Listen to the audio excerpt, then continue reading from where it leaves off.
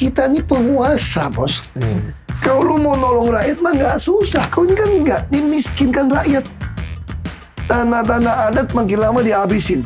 Saya buzzer-buzzer udah ngomong nih, budaya Indonesia itu bukan meritokrasi. Budaya Indonesia tuh justru bukan, kita tuh saling menolong, saling kenal, dari perkenalan segala macam gitu. Gua udah bayar pajak nih. Nanti waktu gua tua, lu balikin dong pajak yang gua bayar dong. Semua kayak gitu kan, selalu jalur resminya itu terlalu rumit lah, terlalu... Iya, makanya orang pakai jalur nggak resmi.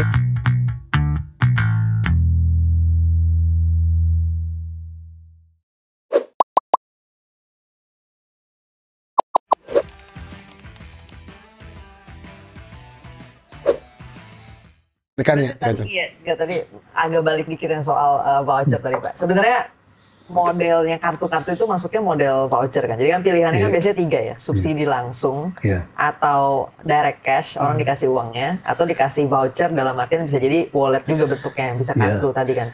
Berarti Pak BTP tuh ngelihatnya so far dari hasil pengalamannya yang paling efektif adalah yang voucher, maksudnya kartu gitu lah. Karena pengalaman saya jadi bupati. Jangankan untuk bagi orang miskin. PNS yang udah mati pensiun pun gaji masih keluar terus. Karena cash. Termasuk bantuan di kantor pos.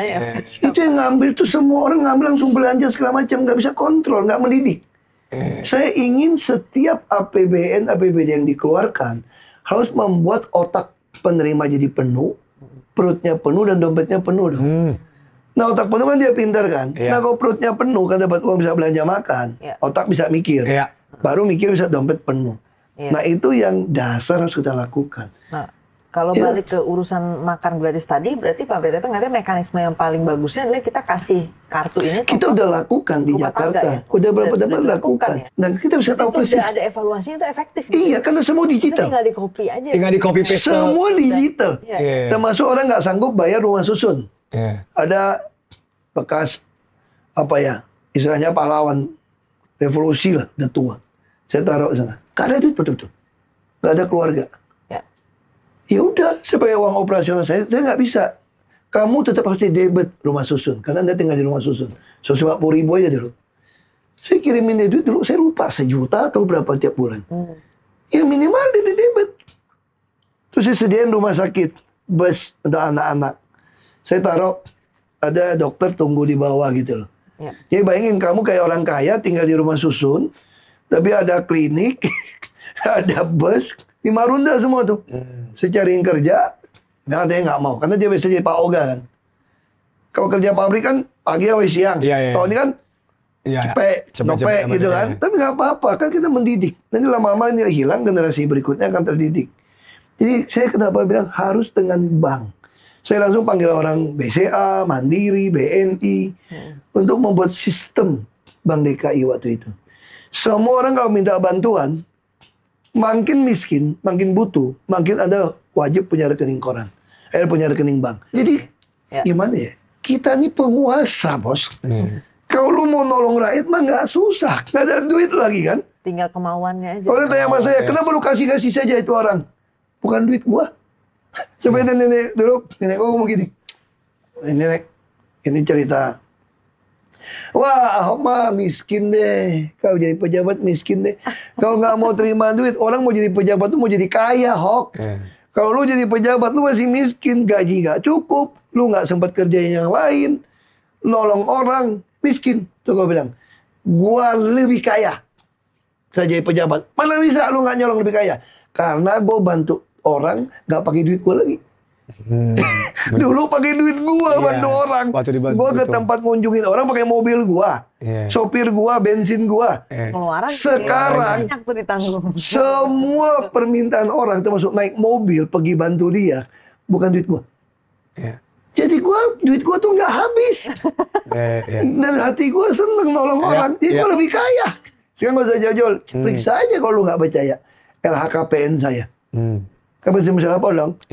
Bantuan sosial sama biaya hidup gua lebih gede bantuan sosial. Coba kalau gua jadi pejabat, yang gua bantu miliaran itu kan bukan uang sendiri, bukan duit gua. Itu sih, jadi gua bilang sistemnya untuk apa? Kontrol data. Karena yang paling mahal data. Betul. Kalau saya kirim ke rekening kamu ke orang nih, saya bisa bikin satu form. Semua desa, semua bikin satu form pernyataan. Bahwa ini benar. Kan orang kaya miskin kan naik turun nih. Ya dong? Di desa ditempelin. Kalian yang putuskan siapa layak, siapa nggak layak. Kan bisa aja dia tiba-tiba ketemu tambang jadi kaya dong. Yang lapor dong. Kasih yang tiba-tiba jatuh miskin. Nah itu kita kasih dia. Itu bisa lihat kok. Buat pernyataan. Kalau ternyata kemudian hari diketahui kamu tidak layak terima, kamu harus kirim kembali dan denda 10 kali. Kalau tidak, Anda harus pidana. Nggak bisa pidana, mesti proses hukum. Indonesia kan mesti putusan pengadilan, nggak bisa pidana nih.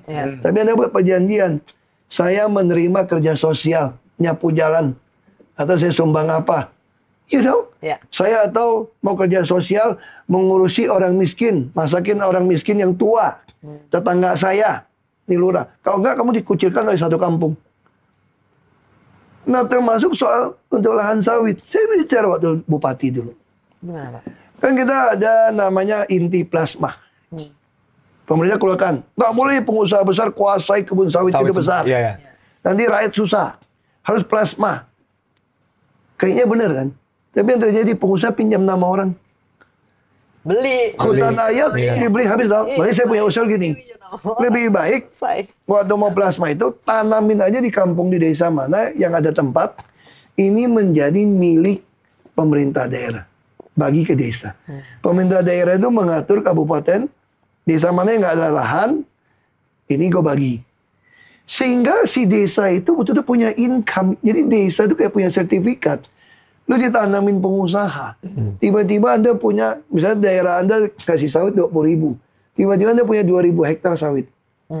Kalau udah baik modal nih, 1 juta 1 hektar. Kamu punya desa tiap bulan punya penghasilan 2 miliar. Nah gimana caranya supaya dapat lebih uang? Yang mau kerja, kok dapat lebih banyak lagi. Yang mau ikut kerja, Anda juga dapat bagian lebih banyak. Sehingga kamu mendorong, masih ada tanah, dia bisa kaya. Kau ini kan enggak, ini miskinkan rakyat. Tanah-tanah adat makin lama dihabisin. Ribut di mana-mana. Di penjara. Ini di Tapanuli ini baru kalau salah di Sumatera ada ibu-ibu lagi viral nih. Meluk anaknya dari teroris penjara. Gara-gara dia menentang ada sawit di desanya. Di penjarain ya. Tapi rakyat sebagian juga pasti mau. Kenapa? Nggak ada kerjaan. Ya udah. Plasma itu supaya nggak dikuasain si pengusaha punya desa. Balik lagi. Lu tanamin, lu urus. Keuntungannya masuk ke rekening desa. Semua orang desa bisa keperluan desa. Saya udah usul dari saya bupati. Dan kenapa? Saya khawatir memang rakyat itu mau dibodohin dan dimiskinkan. Tapi itu yang terjadi di kita. Karena memang sebagian yang dibuat IQ-nya nggak sampai 80. Ya, 78 kita. Itu yang masalah. Rata-rata ini dari mana? Dari hamil yang mesti makan. Ya, stunting, masa stuntingnya. Tanah adat nggak boleh diambil. Desa harus punya tanah. Karena makin punya anak, nanti pemerintah kesulitan. Itu idenya tuh, Pak. Belum lagi flora fauna rusak. Kayak Papua dibuka habis-habisan nih. Bisa rusak nih. Kalimantan bisa rusak ini. Ini kita mesti tata. Jumlah orang tambah banyak. Bagaimana ngidupin desa? Bukan cuma kasih 2 miliar tiap bulan. Itu pun sekarang banyak jadi ancaman. Oknum aparat. Di pilkada, pilpres itu bisa dipanggil. Kalau nggak, karena mereka nggak ngerti membuat pembukuan. Kalau saya lebih baik dikasih jatah tanaman itu. Tapi dengan catatan yang mau kerja ikut. Kapitalnya justru yang harusnya dibagi. Jadi tahu di Cina kenapa bisa petani bisa makmur? Dia ada kereta api khusus petani. Kita bisa bayangin nggak? Kalau kita bikin double track semua Jakarta sampai Surabaya nih. Orang di Jawa petani-petani pasti langsung kaya. Dia bisa dari pagi murah, tidak perlu gratis. Lu bawa dagangan lu jual di Jakarta, disiapin pasarnya. Karena kan kita distribusi potong-potong, petani dapat dikit. Sama juga pupuk. Petani berhak pilih bibit, pupuk yang dia suka. Jadi kalau bilang subsidi di barang, gua kan ngemis. Kalau yang suppliernya malsuin bibit, baru ketahuannya kapan? Malsuin pupuk. Pupuknya telat. Coba kalau lu jadi petani misalnya gitu ya. Lu bebas cari bibit pupuk. Mahal. Ya betul mahal. Tapi begitu lu jual ke gua, uang subsidi pupuk bibit tadi nih, gua tambahin ke lu. Jadi nggak ada lagi yang nyolong-nyolong pupuk dong. Nggak ada lagi supplier benih yang bohongin petani. Udah 3 bulan, 4 bulan, atau padinya kopong. Mati nggak lu? Karena jelek mutunya. Tapi kok kayak gitu, nggak ada duit dong. Mungkin mentan nggak bisa ngatur-ngatur duit dong. Jadi kita tuh nggak perlu banyak menteri sebetulnya. Saya suka ini. Nggak perlu banyak kabupaten kota. Tapi ini pasti ide nggak populer kan Pak? Ya, saya ngomong, digabungin. Ya makanya semua orang nggak suka gue kan. Iya. Yang maksudnya yang elit politik ya. Elit politik nggak Lu suka. berdua suka sama gue kan? Saya suka. Karena saya bukan elit politik. Tapi nggak, kalau kita jadi elit politik kita akan tetap suka harusnya. Oh, ya kalah. Selama lu nggak kejangkit virus kayak COVID. Ini begitu masuk, ini kayak COVID tau nggak? Begitu bersekutu, langsung. Karena kita tuh sebenarnya bangsa kita ini punya nurani yang baik. Kita tuh suka pakewu, nggak enak hati. Ini kalau semua orang bilang hitam, kalau gue bilang putih sendiri kayaknya nggak sopan. Karena kita disesatkan dari penjajah Belanda. Berbeda pendapat walaupun benar, dianggap tidak harmoni. Betul. Padahal arti harmoni itu nggak, kalau bilang orkestra. Lu boleh main alat musik berbeda. Iya. Tapi nadanya sama, berharmoni. Dia pemain piano. Ya dong, kalau lu main sembarangan ya, itu bukan harmoni, bos. Walaupun lu mainnya sama, kompak, tapi nggak sesuai dengan nada bener, bukan harmoni namanya. Bener. Ngaco lu, ngawur gitu loh. Tapi hari ini beda kita. Ini kan dibolak-balik, tau nggak? Tapi sekarang banyak buzzer kan yang nggak jelas kan. Banyak, kebanyakan dibayar untuk nyerang, ngomongin. Itu memang, ya saya kadang-kadang ketemu orang gitu, ngapain? Gue baca, kasih teman gitu kan. Keki? Enggak. Makanya gue lebih segar sekarang kan. Gue cuma bilang doanya, makanya gue kasih nama gue anak Yosafat. Yosafat itu artinya apa enggak? Allah yang mengadili. Jadi kenapa negara ini hanya punya orang tertentu? Meritokrasi dong. Iya. Tapi kan zaman sekarang meritokrasi susah, Pak. Maksud saya kalau lu mau tunjukin iman lu hebat, tunjukkan dari perbuatan lu. Baru gua bisa lihat iman lu. Iya dong. Lu kalau ngomong iman lu hebat, tunjukkan perbuatan lu dong. Tapi orang nggak seneng ngomong kayak gitu. Ya udah, lu nggak senang ya nggak, ya udah. Ya udah sekarang lu selesai lo. Belum selesai lah, selesai gimana? Gua masih bisa cuap-cuap di A3 kok. Pak, lain kali kok ada yang ngomong, Pak Ahok selesai. Gini lu gak ngerti gitu ya? Gituin Pak. Enggak. Saya paling benci orang-orang. Enggak, gua cuma doa doang. Doa sekarang. Biar Tuhan yang jadi hakim menyelesaikan yang mengadili, dia. yang mengadili. Yang mengadili, pusing amat.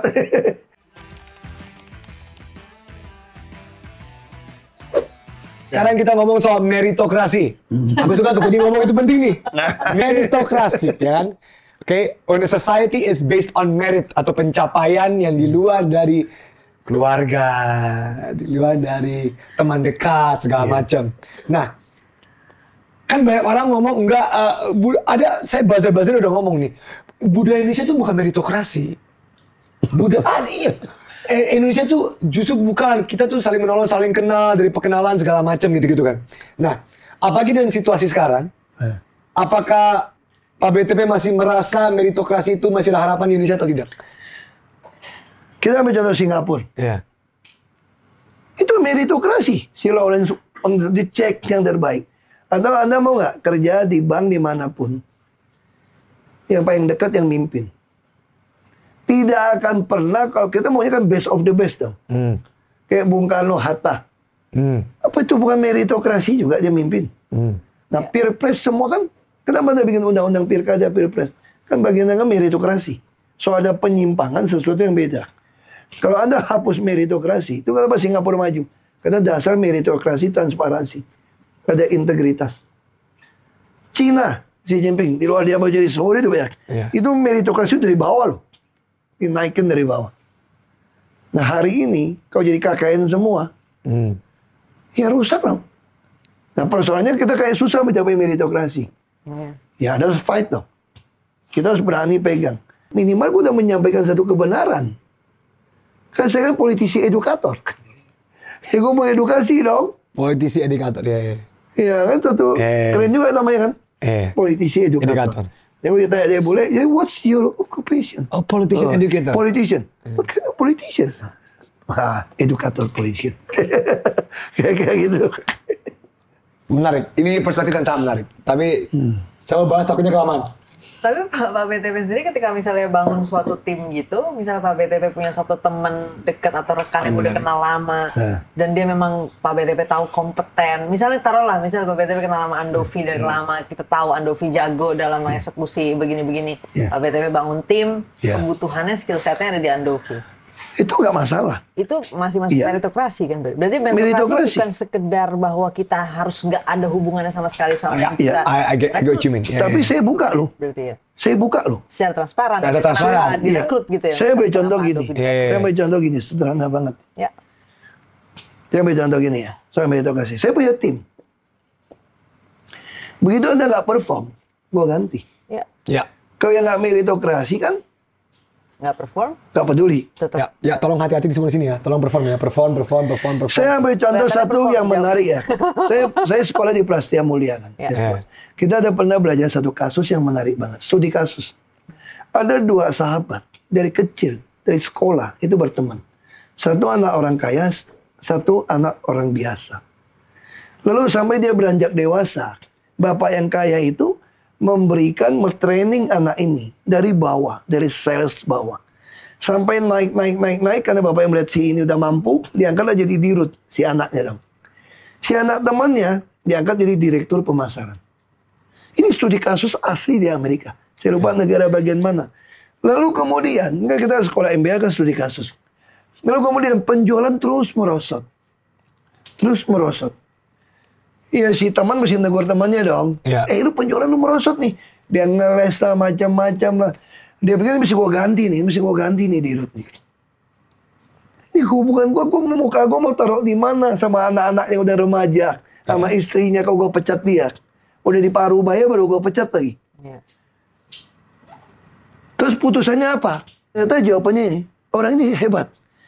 Dia mengangkat orang yang pinter di bawah jadi wakil direktur pemasaran.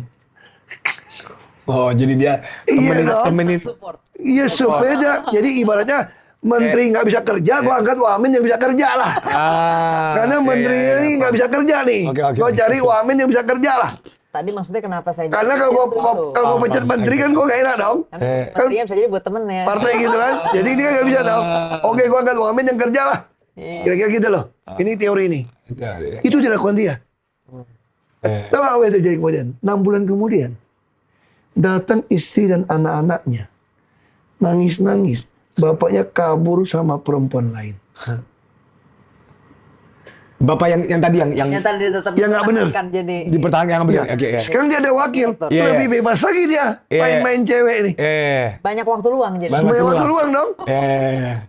Kan dia udah tahu bos nggak boleh pecat gua. Akhirnya bos itu bilang begini. Seandainya kemarin gue pecat dia, mungkin gak akan pernah kejadian seperti ini. Dan kalau anak-anak yang gak bisa kuliah pun, gue kan udah kayak bapaknya. Gue yang kuliahin. Dan bapaknya gak akan sempat seperti itu. Istri butuh makan, gue kasih. Nah itu prinsip yang ibu saya ajarkan pada saya dari kecil. Termasuk bapak saya. Makanya di pabrik kami, gak ada om saya semua kerja. Di apotek ibu saya itu nggak ada. Lu kalau ke apotek ibu saya itu semua pakai jilbab. Nggak ada. Kan kita menganut meritokrasi. Bagaimana om tante yang mau kerja susah duit, om mau buka toko, gue kasih lu. Tapi lu jangan ganggu sistem. Ditanggung aja. Jadi nggak perlu. Lu mau buka toko, gue kasih. Sakit gue kasih. Tapi lu jangan masuk. Karena lu nggak kuasain bidang ini. Betul. Malah jadi rusak sumber. Dan apa? Aset. Semua yang career path yang udah disusun, kamu kecewa gak? Gue ngomong untuk kalian yang terbaik, siapa terbaik gue angkat. Tiba-tiba orang direktur. Tiba-tiba gue taruh orang lebih goblok dari lu. Lu juga pasti, kalau lu pinter hebat, lu pasti langsung dibajak. Ada di situ. Langsung dibajak sama orang lain. Akhirnya apa yang terjadi? Itu yang saya khawatir di negara kita. Ketika para researcher, aparat gak digaji dengan baik nih, yang jujur jadi gak mau masuk. Lee Kuan Yew bilang apa? Kalau kamu dapatkan birokrat yang melayani rakyat dengan sungguh-sungguh, minimal lu mesti gaji dia itu sama dengan swasta. Kalau enggak, lu nggak pernah dapatin orang sebaik itu dong. Iya, betul. Karena kenapa dia nggak ngambil yang lain aja? Lu kenapa nggak mau lakukan? Kenapa kita nggak mau lakukan? Akhirnya orang pada luar negeri nggak mau pulang. Para riset nggak mau pulang. Pulang ke sini gaji kecil. Nggak ada meritokrasi. Akhirnya semua ilmu kita dicuri orang. Singapura anak dari SMA udah dibajak dulu yang pindah dikasih semua. Iya. Kok kita nggak bisa? Karena kita nggak mau. Alasan duit nggak cukup. Kasih gue potong tuh APBN langsung pengadaan 30% merem. Bukti jembatan Semanggi dari 7 miliar gue bisa bikin cuma 300-an. 300-an. Lu bandingin aja pengadaan di APBN bandingin sama swasta. Kita ada e-katalog tinggal beli. Kita mau beli barang lebih mahal daripada swasta. Yang TBK. Lihat aja faktur pajaknya. Berarti ada penyimpangan, ada kickback mungkin. Atau ada berapa pejabat yang berani membuktikan. Saya dulu mau bikin undang-undang untuk pilkada ini, tahu nggak? Itu si Ray Rangkuti yang Lingkar Madani by LSM dia bilang, itu namanya pasal Ahok nanti. Siapapun mau jadi kepala daerah, gue bilang, atau jadi pemerintah pejabat publik, harus buktikan harta dan pajak yang dia bayar sesuai atau enggak. Kalau nggak sesuai, nggak usah jadi, dicoret. Kalau kamu bilang, dari bapak gue yang korup, hibah ke gue, oke, boleh. Minimal lu mendiklat bapak lu koruptor, oke. Ya mendingan lu udah ngomong. Kan belum tentu bapak lu korup dong. Betul. Kita nggak boleh menganggap, jadi dosanya bapak jangan dilimpahkan ke anak dong, nggak fair. Iya. Tapi jangan Anda bikin sebuah sistem, anak koruptor pun, wah kalau gue baik juga aku dibantai nih. Mending gue ikut korup juga lah, mempertahankan kekuasaan gue. Itu yang celaka. Ya. Semua orang berpikir curi duit, merusak rakyat dengan uang, supaya tetap berkuasa. Toh, demokrasi toh. Tapi ini perjuangan yang panjang. Kita harus lakukan. Jangan sampai rakyat susah, revolusi itu bahaya banget. Mundur kita, setback. Jadi kita memang berdoa, para orang bisa muncul, dan para pemimpin kita itu berani bertobat. Udah kaya lah Anda. Udah berkuasa, kenapa sih mesti gak mau tinggalkan legacy yang baik gitu loh. Tahu semua orang katanya ada Tuhan, akan menghadap Tuhan juga kan. Itu sih. Kita dengerin pertanyaan dari ini. Boleh. Ini udah panas nih. Kalau kita berdoa, wah, bisa 3 episode kita. Kita bisa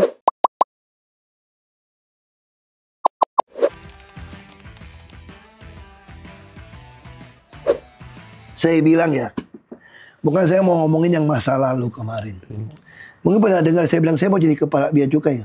Ya, saya dengar. Ya. Ngomong kepala bea cukai. Kenapa? Iya.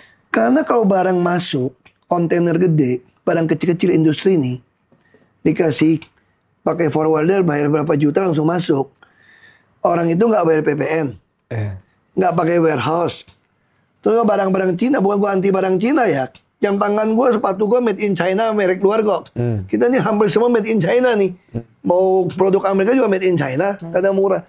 Kita kalau produksi 100.000 unit, gua bilang, udah hebat sebulan. Di China biasa 10 juta. Kalau dia barang cacatnya 1%, 100.000 dong. Udah lebih, ya. Dia nggak jual banting harga. Barang buangan di gudang kok. Lu ambil aja jual-jual. Jual online. Yang lagi top Sofi itu. Yang mau bikin markas di Solo lagi kan. Nah maksud gue, kita nggak tahu itu terjadi tau. Bukan mau bikin, udah ada. Oke lanjut. Ya. Gue bilang Tokopedia bisa bangkrut nih. Gue udah ngomong 3 tahun yang lalu nih. Kalau dibiarin kayak begitu nih. Tokopedia asli lokal. Beli-beli juga masalah. Semua industri gulung tikar nanti. Yang kecil-kecil. Karena kontainernya bisa masukin dong. Nggak bisa bersaing sama itu. Sementara mereka yang punya pabrik di sini bayar PPN resmi. Bayar masuk barang, biaya impor masuk dong. Gudang kadang ditahan. Bisa gitu lama nggak keluar barang. Ini belum lagi kelas menengah. Udah ini ngaco, mendak, rahasia sita. Barang-barang orang yang dia mana tahu dia beli sama orang. Kenapa nggak mau niru sistem pajak di Singapura, gue bilang. Nah kalau dengan cara itu, semua industri bangkrut. Kalau industri bangkrut, lapangan kerja susah. Ibarat pajak itu, kalau dibilang Kementerian Keuangan untuk bak air nih, pajak itu sekat-sekat di dalam satu bak.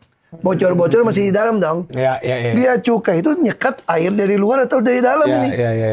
Nah kalau lu mesti beresin, makanya Singapura maju. Yang dia bangun pertama adalah khas bea cukai. Karena ini persoalan barang masuk. Lu barang masuk nih. Ya sekarang kelas menengah. Dagang susah. Masih ingat gak TikTok gak boleh orang dagang? Orang udah susah gak ada PHK, Covid. Orang ciptakan TikTok dagang. Ya kan dia bisa kontrol dong. Tinggal dia bayar pajak. Dia sekarang belanja dari Shenzhen masuk. Gak bayar pajak kok, diam. Langsung bagi kirim. Nah ada apa gitu loh. Maksud saya ini karena kebijakan. Makanya saya bilang. Anda Jangan nganggap ini nggak penting.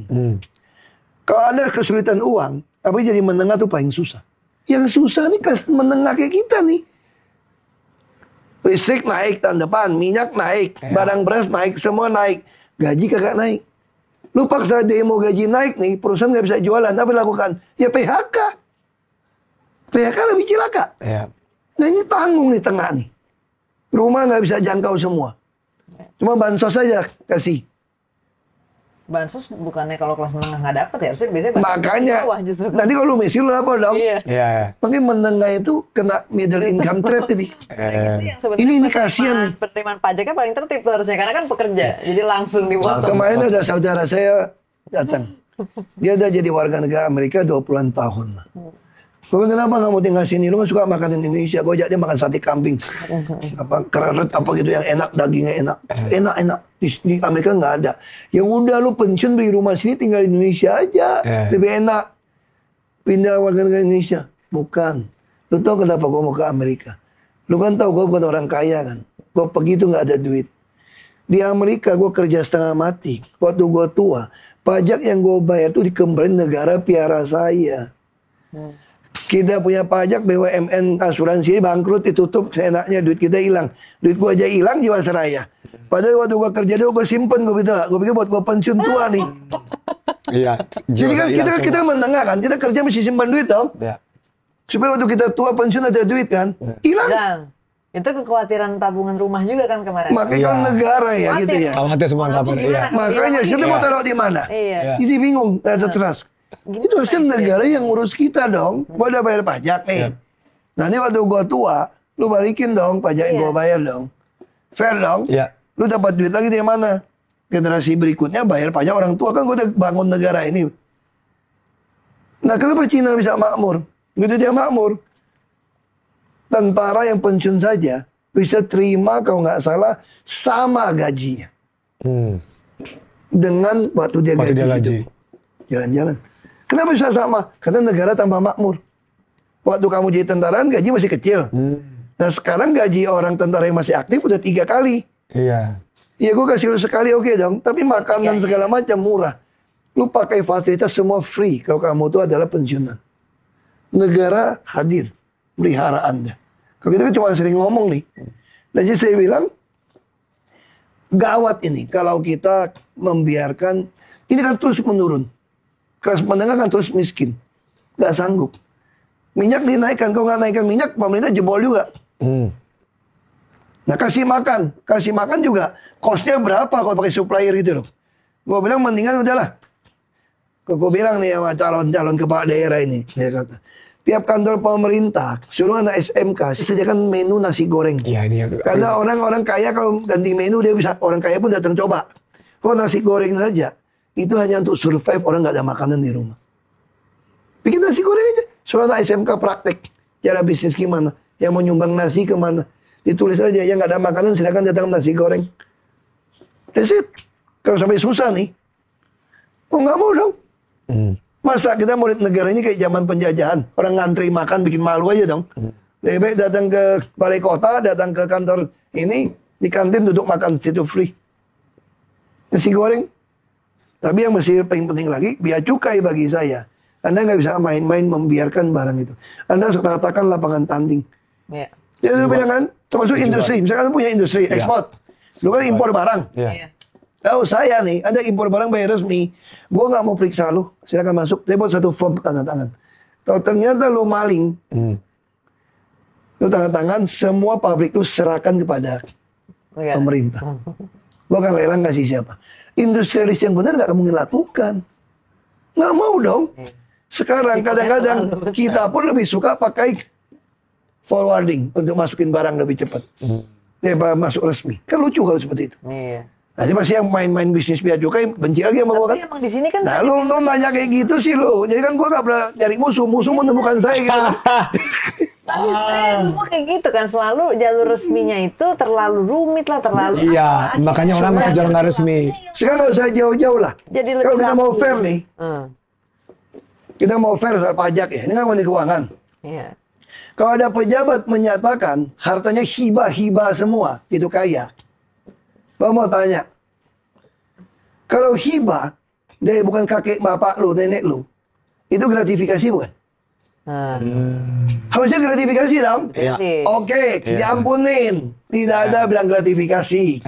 Pejabat berhak nih hibah. Apa gue hibah? Mau apa lu? Apa gue jualan startup? Kalau dia mau invest 100 miliar mau apa? Soal lu anak pejabat beli startup gue urusan kedua, bos. Ini kan resmi bisnis. Gue main saham dengan gue jadi kaya nih. Oke, itu pertanyaan gue hibah. Kalau itu gratifikasi hibah kena pajak nggak penghasilan? Enggak. Kena. Hibah kena pajak. Dari luar kena. Pertanyaan lu orang-orang pajak, lu pernah tagih nggak pajak-pajak orang di LHKPN? Lu lihat aja tuh di KPK. Banyak pejabat, mantan pejabat, hartanya melimpah. Tapi nggak ada nyebut hibah. Kok nggak dikejar pajak? Kenapa mesti kejar pajak orang menengah? Betul. Yang kejar setengah mati. Betul banget. Iya, kan Kenapa mesti kejar pajak kita setengah mati sampai 35%? tengah yang paling tertib nih, Bar. Udah sampai pensiun nggak balikin juga toh? Iya. Sementara yang udah korup-korup nggak bayar pajak, 7 turunan, 10 turunan udah punya tanah berapa ribu hektar, Itu harusnya punya hotel. Ya. Kena. Pajak ya, tapi Jadi nggak usah ngejar-ngejar dalam itu, kejar aja pajak orang yang hibah bisa dapat berapa. Ini pasti ada yang marah nih sama gue. Ya udah, gue ngomong apa kalau gue salah ya. Kalau gue salah ya minta maaf ya. Iya. Tapi Anda buktikan dong di publik. Anda buktikan di publik bahwa semua pejabat yang menghibah itu pernah bayar pajak. Lu kalau terima hibah 10 miliar, penghasilan yang nggak udah mentok. Karena Anda bayar pajak nih. Iya. Anda harus bayar 3,5 miliar pajak loh. Kalau Anda pernah terima harta lo sampai 1 triliun nih, Ya 350-an. bayar dong. Bayar 350-an. Baru fair. Jangan kita dikejar pajak melulu, ini mau naik lagi 12%. Iya. kelas menengah yang paling tertib, paling dihabisin. Dan itu saya maksud, ini bahaya. Kalau menengah udah turun sampai 50%, kontraksi ekonomi udah turun 50%. Bahaya buat kita semua. Ambang krisis. Menengah tambah kasihan. Ya. Dunia aja krisis. Jadi kalau kita lagi susah, gue suka bacanya gini tuh. Ini bapak gue suka bilang, mak gue bilang gini. Kalau bapak mak lu nggak kaya, ya berharaplah om tante lu kaya. Kalau om tante lu juga nggak kaya, berharap lu ketemu bos yang kaya, yang baik hati sama lu. Kalau lu juga nggak ketemu bos yang kaya, karena nggak ada orang kaya mau kerjain lu berdoalah supaya ada bapak lu di pemerintah. Ada pemerintah yang baik hati, yang ngurusin lu. Supaya orang dari lahir sampai mati, negara hadir. Makanya bapak gue bilang, yang paling mulia jadi pejabat, karena menentukan nasib orang banyak. Ini ada sedikit silver lining. Silver lining ada sedikit, walaupun ini sangat-sangat dikit ya. Kalau middle class turun, semua middle class yang tadinya apatis dan nggak mau berisik, otomatis akan berisik. Kan sama ini mereka nggak berisik karena mereka nyaman. Iya. Ketika kalau mereka turun, kita nggak mau middle class. Jadi ini God's will juga lah. Iya, ini God's will juga. Kalau middle class, contohnya kemarin undang-undang pilkada kenapa rame? Middle class yang tadinya nggak pernah ngomong, tiba-tiba ngomong. Nah, jadi ada sedikit silver lining. Iya. Sangat dikit. Kita selalu mengucap syukur dari perspektif yang benar. Benar. Semua ada maksudnya. Ada ya. Sama kayak gue masuk tahanan ada maksudnya. Betul, saya udah baca. Supaya gue ngomong bisa lebih pelan dikit. Masih kenceng juga, karena lu kenceng juga nih. Lupa gue pace gue nih, aduh. Aman sih kayaknya tadi yang dari kita ngomongin. 2 tahun Pak BTP di Makobrimob gagal karena ada Anifi dan Kania di sini. Kita memancing ya.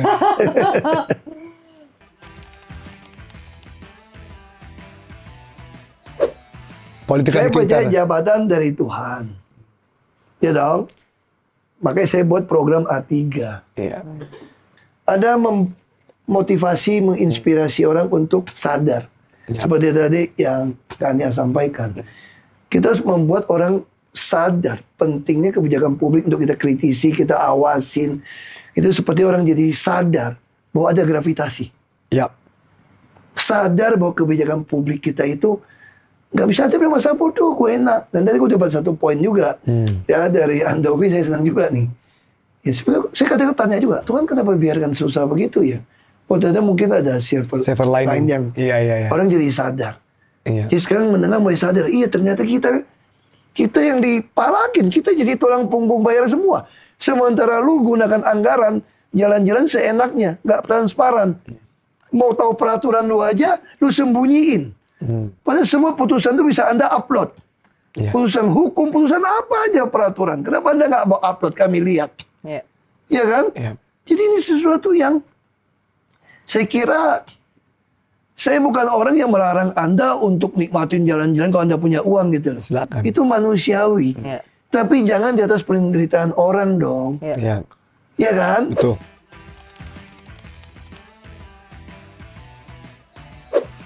Kalau kalimat penutupku adalah, pertama, selain aku berterima kasih kepada Pak BTP, gue akan panggil Pak BTP sesuai dengan bukunya. Gue ngikutin Anda, Vi. Tapi, karena ini sebagai konten kreator, aku berharap tamu-tamu bisa ditanya siapa guest star lain yang pingin kesini. Jadi aku menanyakan itu dari kacamata konten kreator. Karena menurut aku dengan situasi negara sekarang, kalau di acara A3 ini ada Pak BTP dan Rocky Gerung, diskusi debat, silakan, itu menurut aku sebagai konten kreator nih bakal pecah. Ini Kita sih bukan debat sama dia lah. berdiskusi atau berapapun lah. Boleh tuh, aku tanya Mas Sakti temannya tuh lagi. Ya, jadi ini Aku izin moderator boleh? boleh. Karena aku Boleh juga tuh. itu closing statement Seru aku itu. sebagai kacamata konten kreator di acara A3 ini. Ketemu teman lama tuh, ayat-ayat konstitusi. Wah, itu. Tapi closing statement aku cuma bilang kayak fakta bahwa di A3 Pak BTP sebagai political educator mempunyai semacam tanda kutip silabus untuk menjadi rujukan untuk anak-anak muda lain untuk bisa lihat, oh nih kebijakan-kebijakan Pak BTP itu kayak gimana tuh? Kayak tadi contoh-contoh di Jakarta, contoh-contoh pas di Belitung Timur, semua kan ada jelas tuh. Semoga ini lebih bisa dilihat sama anak-anak muda lainnya. Semoga ini ya siapa tahu bisa masuk silabus beneran ya. Enggak, kita udah, sorry saya potong. Masuk silabus beneran. Kita udah kerjasama dengan universitas. Oke. Kebijakan Ahok itu, mereka udah hitung. Misalnya contoh ya, waktu saya masuk tahanan, saya nggak pernah tahu hitungan itu. Iya. Waktu saya membuat kontribusi tambahan koefisien luas bangunan, yang jadi semanggi, jadi trotoar, jadi lapangan banteng, kota tua. Itu ternyata pengusaha juga untung kok. Karena jalan lebih gampang. Waktu Itu yang saya ya. maksud. Kita bukan mau memalakin pengusaha, kita mau win-win. Ya. Ya. Namanya bisnis itu masih sama-sama untung. Ya. Nah itu ternyata untung. Jadi kebijakan itu ditolak oleh sebagian pengusaha, nggak benar. Nah dengan ada bantuan universitas, hitungan profesor, saya bisa menyatakan kebijakan Ahok Win-win itu semua orang. ada kajian dan ada hitungan. Ya. Nah ini kita lagi bikin. Mudah-mudahan bisa masuk dalam kurikulum Betul. kebijakan memanage kota. Maksudnya saya lagi suruh mereka hitung. Dengan konsep saya Jakarta, saya ganti 3. 1 meter ganti 3 meter apartemen. Daerah yang kumuh padat. Dan saya jamin si BUMD untung, swasta untung, pemerintah dapat jalan tambahan, taman tambahan. Nah itu yang saya sampaikan. Jadi ini semua harus bisa dihitung. Ada dasar gitu. Jadi tuh, kalau aku terima kasih dan please, again, aku tak ini dari aku baca buku, aku udah benar baca bukunya, walaupun cuma 190 halaman. Aku belajar bahwa Pak Ahok bertransformasi menjadi BTP dan makin belajar lah dari 2 tahun di Makobrimob. Tapi pesan aku sebagai fans, please never change who you are. Please never change. You can transform, kan tadi mengubah, merubah.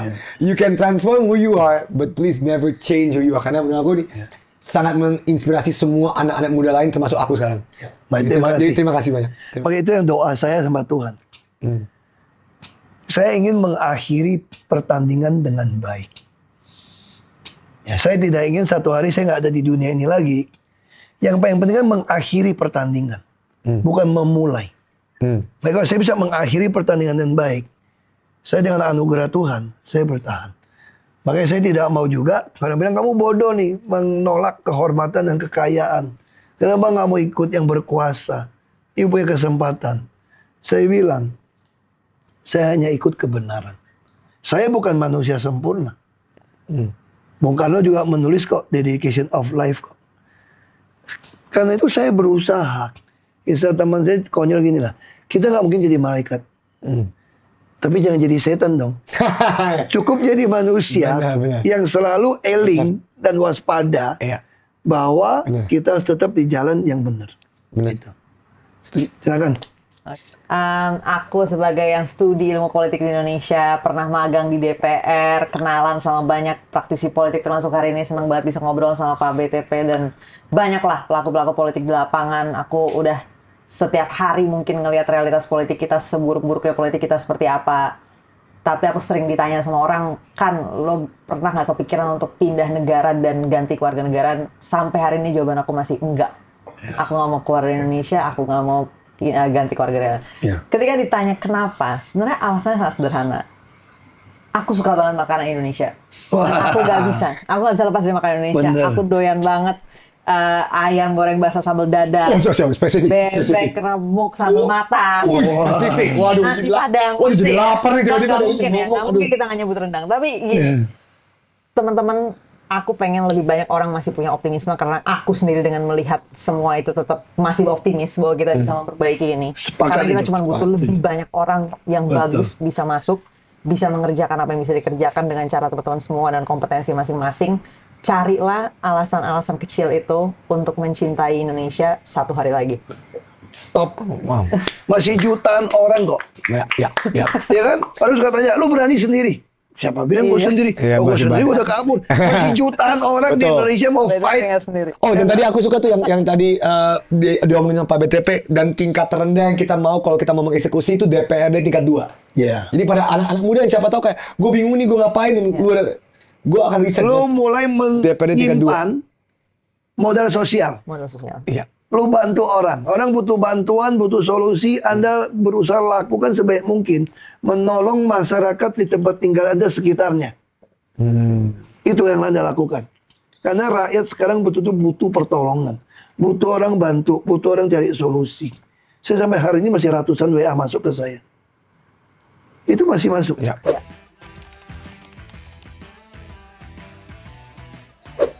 Kamu harapan pada presiden terpilih. Oke, kepada wakil presiden terpilih. Itu harapan cuma presiden ya. Kalau wakil terserah. Dua-dua lah. Oke, jawab dulu presiden gimana? Presiden, oke. Kepada kamera saya. Presiden dan wakil. Gue cuma ngomong presiden ya. Lu yang ngomong wakil ya. Gue gak bilang ya.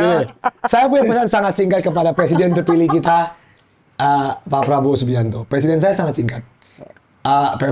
Pesan saya sangat singkat, Pesan saya sangat singkat kepada Pak Presiden terpilih. Pak Prabowo, Anda sangat dikenal sebagai negarawan.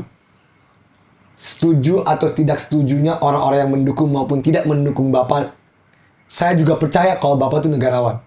Dan semoga di 5 tahun atau 10 tahun Bapak menjadi presiden, tetap berdiri teguh dengan prinsip negarawan yang saya tahu Bapak sangat miliki. Nah, kepada Pak Wakil Presiden terpilih.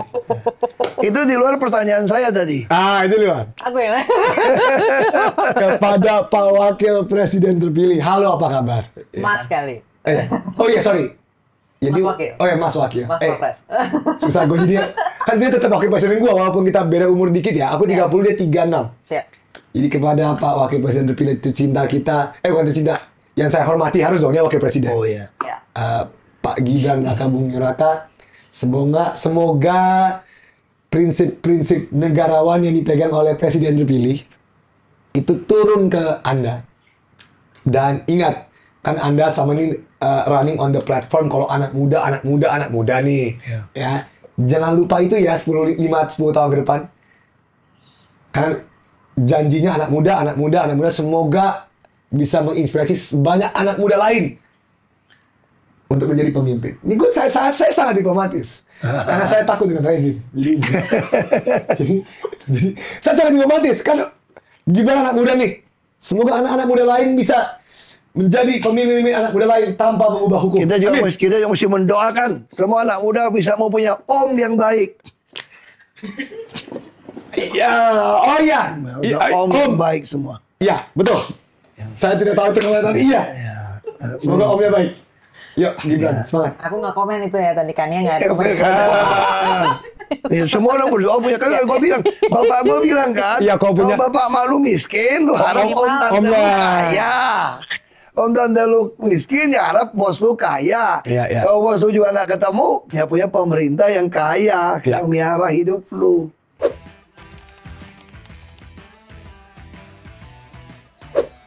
Pesan untuk kepala daerah sekarang, Bang.